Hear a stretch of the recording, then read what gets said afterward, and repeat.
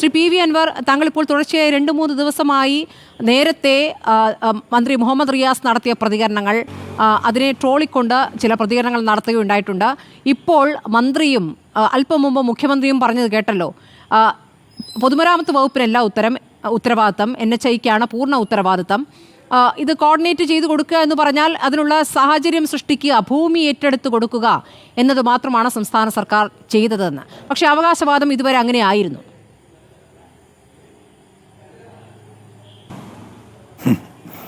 അതാണല്ലോ അതിൻ്റെ ഏറ്റവും വലിയ തമാശ. ഇവിടെ ചൂണ്ടിക്കാണിക്കാൻ കഴിയുന്ന ഒന്നും ജനങ്ങളുടെ മുന്നിൽ രണ്ടാം പിണറായി ഗവൺമെൻറ്റിൽ ഇല്ല എന്നതൊരു വസ്തുതയാണ്.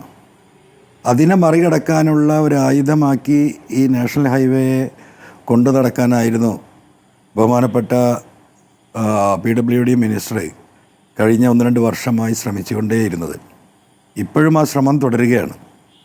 ഇതുവരെ ഇവിടെ കൊട്ടിഘോഷിച്ചിരുന്നത് ഇതിൻ്റെ എല്ലാ ഉത്തരവാദിത്വവും ഞങ്ങൾക്കാണ്, ഞങ്ങളാണ് ഈ റോഡ് ഉണ്ടാക്കുന്നത്. നാഷണൽ ഹൈവേ എന്ന് പറയുന്ന NHAI ആണോ ഈ റോഡ് എന്ന് NH എന്നുള്ള വാക്ക് പോലും ഉപയോഗിക്കുന്നൊരവസ്ഥ കേരളത്തിലുണ്ടായിരുന്നില്ല. അതിൻ്റെ പേരിൽ നടത്തിയ എന്താ പറയുക നാടകങ്ങളൊക്കെ നമ്മൾ കണ്ടതാണ്, വിശദീകരിക്കേണ്ടതില്ല. പക്ഷേ ഇങ്ങനൊരു ഘട്ടം വന്നപ്പോൾ, ഇങ്ങനെ വലിയൊരു പ്രതിസന്ധി വന്നപ്പോൾ സ്വാഭാവികമായിട്ടും കേരളത്തിൻ്റെ PWD മന്ത്രി മിനിമം ചെയ്യേണ്ട കാര്യം എന്തായിരുന്നു? ഈ പ്രതിസന്ധി ഉണ്ടാക്കി ഏറ്റവും വലിയ ഇടിച്ചിലുണ്ടായ കൂരിയാട് ആ സ്ഥലത്ത് വരാനുള്ള മിനിമം മര്യാദ, ധാർമ്മിക ഉത്തരവാദിത്തം അദ്ദേഹം കാണിക്കേണ്ടായിരുന്നു. അവിടെ വന്ന് ജനങ്ങളുമായി കാര്യങ്ങൾ ചർച്ച ചെയ്യേണ്ടതിന്, വീഴ്ചകളുണ്ടെങ്കിൽ അത് സമ്മതിക്കേണ്ടതായിരുന്നു. പക്ഷേ ഈ നിമിഷം വരെ പുറത്തേക്ക് ഇറങ്ങിയിട്ടില്ല മന്ത്രി എവിടെയാണ് വിളിച്ചിരിക്കുന്നതെന്ന് കേരളത്തിലെ ജനങ്ങൾക്കറിയില്ല. ഇതെൻ്റെ കുട്ടിയാണ് എന്ന് പറഞ്ഞ് താലോലിച്ച് നടന്നിരുന്ന മന്ത്രിയാണ് ഒരു ദുരന്തമുഖത്ത് കാണാതിരിക്കുന്നത്. ഇതിൽ നിന്ന് നമ്മൾ എന്താണ് മനസ്സിലാക്കേണ്ടത്? ആദ്യമായിട്ട് മനസ്സിലാക്കേണ്ടത് മുഹമ്മദ് റിയാസ് എന്ന് പറയുന്ന PWD മന്ത്രി മൂത്ത് പഴുത്തതല്ല, അത് ഞെക്കിപ്പഴുപ്പിച്ച് മൂപ്പിച്ചതാണ്. അവിടെയാണല്ലോ ഒരു മന്ത്രിയായാലും ഒരു പൊളിറ്റിക്കൽ ലീഡറായാലും ഒരു പ്രതിസന്ധി ഉണ്ടാകുമ്പോൾ ആ പ്രതിസന്ധിയുടെ മുന്നിൽ വന്ന് നിൽക്കാൻ, അതിന് പരിഹാരമുണ്ടാക്കാൻ, അതിന് സത്യസന്ധമായി ആ വിഷയത്തെ കാണാൻ എന്തുകൊണ്ടാണ് സാധിക്കാതെ പോയത്? ഒരാഴ്ച മുമ്പ് പോലും അദ്ദേഹം നടത്തിയ പ്രസ്താവനകൾ, കേരളത്തിലെ ഇപ്പോൾ 4ാം വാർഷികത്തിൻ്റെ പേരിൽ 15,36 ലക്ഷം രൂപക്കാണ് ഹോർഡിങ് മാത്രം മരുമകൻ്റെയും അമ്മോശൻ്റെയും ഫോട്ടോ വെക്കാൻ വേണ്ടി മാത്രം ചെലവഴിച്ചിട്ടുള്ളത്.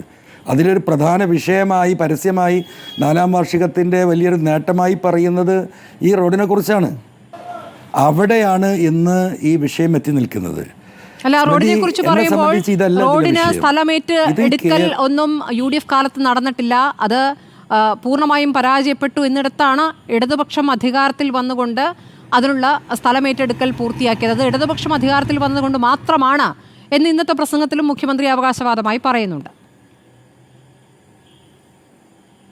അതിൽ 2 കാര്യമാണ്.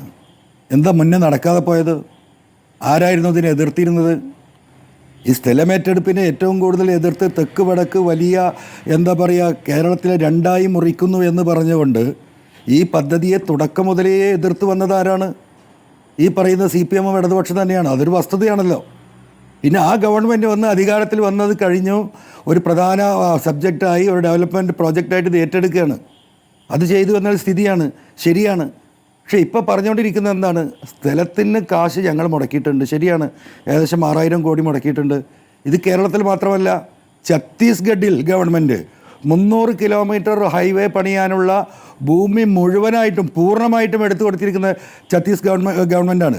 പശ്ചിമ ബംഗാളിലെ ചില ഈ പറയുന്നത് പോലെയുള്ള നാഷണൽ ഹൈവേകൾ ആ സ്റ്റേറ്റിലെ ഗവൺമെൻറ്റിന് താല്പര്യം കൂടെയുള്ള പ്രദേശങ്ങളിലൂടെ ആ റോഡിനെ ഡൈവേർട്ട് ചെയ്ത് കൊണ്ടുപോകാൻ പണം മുടക്കിയിട്ട് പശ്ചിമ ബംഗാൾ ഗവൺമെൻറ് എടുത്തു കൊടുത്തിട്ടുണ്ട്. ഇത് ഇന്ത്യയിലെ ആദ്യത്തെ സംഭവമൊന്നുമല്ല. അപ്പോൾ ഇതെല്ലാം പറഞ്ഞു വരുമ്പോൾ ഞങ്ങളാണ് കേരളത്തിൽ ഇന്ത്യയിൽ ആദ്യമായിട്ട് നാഷണൽ ഹൈവേക്ക് വേണ്ടി സ്ഥലം എടുക്കാൻ വേണ്ടിയിട്ട് പണം കൊടുത്തു എന്ന പച്ചക്കളവ് കഴിഞ്ഞ 5-6 വർഷമായി പറഞ്ഞുകൊണ്ടേയിരിക്കുകയാണ്. ഇതിന് മറുപടി പറയേണ്ട വിഷയമാണ്. മറ്റൊരു കാര്യം, ഞാൻ പറഞ്ഞു പോകുന്ന അങ്ങോട്ടേക്കൊന്നുമല്ല, വരാനിരിക്കുന്ന നാളുകളിൽ കേരളത്തിലെ വലിയൊരു ദുരന്തമായി നാഷണൽ ഹൈവേ മാറാൻ പോവുകയാണ്. വളരെ സീരിയസ് ആയിട്ടുള്ള വിഷയമാണ്. ഇപ്പോൾ കൂരിയാട് ഉണ്ടായത് കെട്ടിപ്പൊക്കിയത് ഇടിഞ്ഞ് വീണതാണെങ്കിൽ അതിൻ്റെ എത്രയോ ഇരട്ടി സ്ഥലങ്ങൾ നമ്മൾ ഈ പറയുന്ന മലപ്പുറം, കോഴിക്കോട്, കണ്ണൂർ, കാസർഗോഡിൻ്റെ ചില ഭാഗങ്ങൾ കുന്ന് എന്ന് പറയുന്ന ശരിയായ കൊച്ചു മലകൾ 35 മീറ്റർ 40 മീറ്റർ 50 മീറ്റർ ഉയരത്തിൽ വെർട്ടിക്കലായിട്ട് കട്ട് ചെയ്തിരിക്കുകയാണ്. നമുക്കറിയാം, നമ്മളൊക്കെ മണ്ണെടുക്കുമ്പോൾ ഹൈറ്റ് കൂടുന്നതിനനുസരിച്ച് ഈ ഭൂമിയെ ഒരു സ്ലാൻഡിങ്, ഒരു സ്ലോപ്പിലൂടെ കട്ട് ചെയ്യാൻ പാടുള്ളൂ. 35 to 45% സ്ലോപ്പ് നിലനിർത്തിയിട്ടേ ഭൂമി ഇത്ര മീറ്റർ കഴിഞ്ഞാൽ കട്ട് ചെയ്യാൻ പാടുള്ളൂ. കേരളത്തിൽ ഒരു സ്ഥലത്തും നാഷണൽ ഹൈവേ അത് പാലിച്ചിട്ടില്ല. വെർട്ടിക്കലായി കട്ട് ചെയ്ത് നിർത്തിയിട്ട് വെറും സ്റ്റീൽ നെയിലിംഗ് നടത്തി ഒരു നെറ്റ് പിരിച്ച് ഒരു കോൺക്രീറ്റ് മിശ്രിതം പൂശി വെച്ചിരിക്കുകയാണ്. ഇതിൽ വലിയ അപകടം ഈ കട്ട് ചെയ്തിരിക്കുന്നതിൻ്റെ മുകളിലാണ് യഥാർത്ഥത്തിൽ സർവീസ് റോഡുള്ളത്. ഈ കേരളത്തിൽ ഇത് ഇടിയാൻ തുടങ്ങിയാൽ ആ സർവീസ് റോഡിലൂടെ പോകുന്ന വാഹനം ഹൈവേയിലൂടെ പോകുന്ന വാഹനത്തിലേക്കായിരിക്കും ഈ മണ്ണിടിഞ്ഞ് ഈ വാഹനവും മണ്ണും വന്ന് താഴെ വാഹനത്തിൻ്റെ മുന്നിലേക്ക് ഇടിഞ്ഞു വീഴുന്ന ദുരന്തം കേരളത്തിൽ ഉണ്ടാകുമെന്ന് 100% ഉറപ്പാണ്. ദൈവം കാക്കട്ടെ എന്ന് പറയാനേ നമുക്ക് സാധിക്കുള്ളൂ. കാരണം ആ രീതിയിൽ ഇപ്പോൾ കണ്ടതൊന്നുമല്ല, നമ്മൾ കാണാൻ പോകുന്നത് ഇതിലും വലുതാണ്.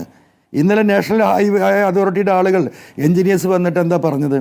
എന്താണ് ഈ കോരിയാട് വിഷയത്തെക്കുറിച്ചൊരു വിശകലനം ചെയ്തത്? മണ്ണിളകിപ്പോയതാണ്, മഴ പെയ്തു എന്ന്. നിങ്ങളൊന്ന് ആലോചിച്ച് നോക്കൂ. 8 മാസം മഴ പെയ്യുന്ന കേരളത്തിൽ ഒരു റോഡ് ഇടിഞ്ഞ് ഒരു അപകടമുണ്ടായപ്പോൾ അതിൻ്റെ കാരണമായി കണ്ടെത്തിയത് മഴ പെയ്തു എന്നാണ്. അതെ, അതും ആദ്യത്തെ മഴ തുടങ്ങിയിട്ടേ ഉള്ളൂ എന്ന് ഓർക്കണം. മഴയുടെ ആദ്യത്തെ ദിവസമായിരുന്നു. അല്ല സ്മൃതി, ഇത് ഇസ് ടു ഡേഞ്ചറസ്. നമ്മളൊക്കെ ഹൈവേയിൽ യാത്ര ചെയ്യുന്നതാണ്. ഞാനിപ്പോൾ 2 ആഴ്ച മുമ്പാണ് കാസർഗോഡ് ഭാഗത്തേക്ക് റോട്ടിലൂടെ പോകുന്നത്. സത്യത്തിൽ നമുക്ക് പേടിയാവുകയാണ്. മഴ പെയ്യുന്നതിൻ്റെ മുമ്പാണ്. ഞാനിത് രാഷ്ട്രീയമല്ല പറയുന്നത്.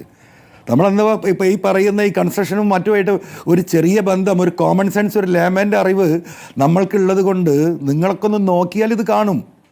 അപ്പോൾ എത്ര ഡേഞ്ചറസ് ഇട്ട് ആർക്കതിൻ്റെ ഉത്തരവാദിത്വം?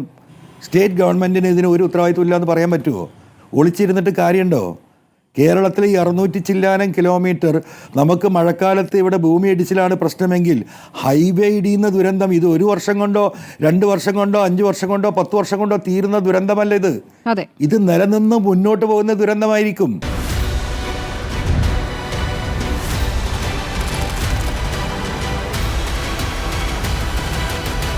ഡിബേറ്റ് വിത്ത് സ്മൃതി പരുത്തിക്കാട്.